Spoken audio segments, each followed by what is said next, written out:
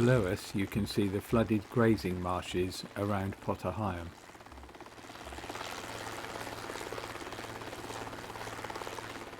This is 2 days after Storm Ciaran, which must have contributed to the already flooded grazing marshes.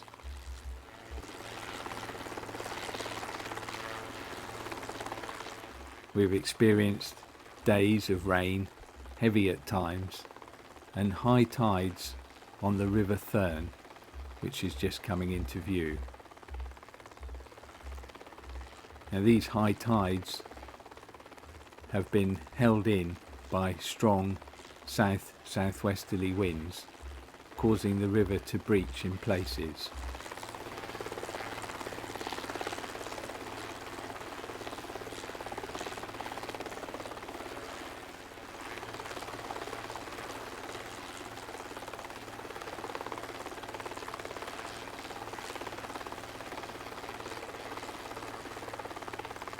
Some of the car parks near the old bridge in Potter Heigham have partial flooding.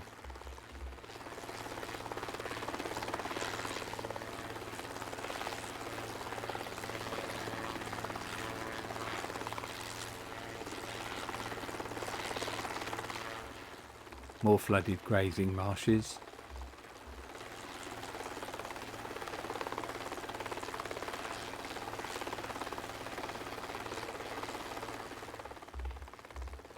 An elderly gentleman who has lived in the area all his life told me he can't remember it being as bad as this since the floods of 1953.